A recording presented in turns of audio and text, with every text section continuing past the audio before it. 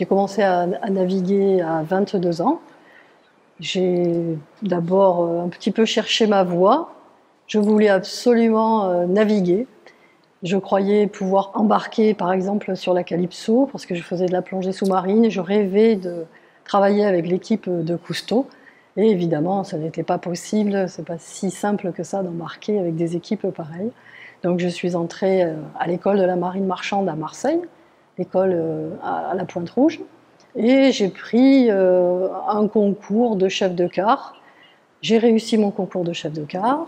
Ensuite, il a fallu que je navigue pour avoir le droit de faire mon année scolaire. J'ai eu un peu de mal à trouver un embarquement parce que les armateurs, donc en 1982, les armateurs n'étaient pas très chauds pour embarquer des femmes. Et je suis partie pour 9 mois sur le même navire. Pendant 9 mois, j'étais élève, ce qu'on appelait un pilotin. Et j'ai navigué sur la côte ouest africaine avec des Bretons. Mais je me suis bien adaptée, malgré mon petit accent marseillais.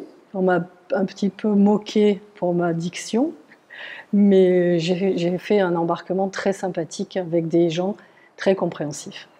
J'ai terminé commandant chez la CMA-CGM, après avoir été chef mécanicien aussi pendant 4 ou 5 ans, puisque nous sommes polyvalents.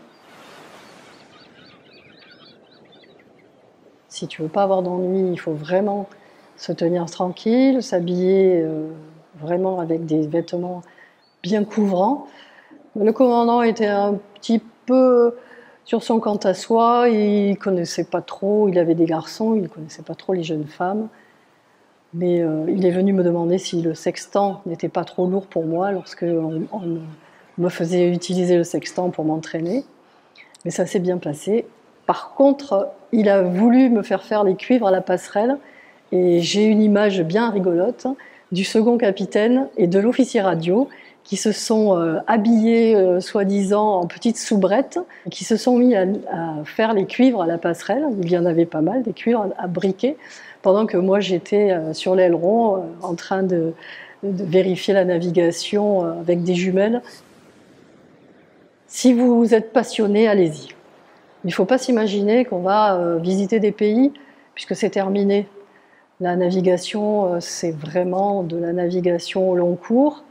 À part si on veut rester dans un port, sur un remorqueur, travailler comme pilote, alors là c'est encore mieux bien sûr, mais il faut d'abord naviguer quelques mois pour être pilote, pour passer le concours de pilotage.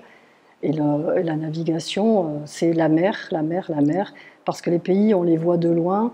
Imaginez ici, quand on est en escale à Port-Saint-Louis-du-Rhône, et qu'on se dit qu'on a fait une escale à Marseille. Non, Marseille, on n'a pas vu Marseille. C'est comme quand on faisait escale à Shanghai. Non, on n'a pas vu Shanghai.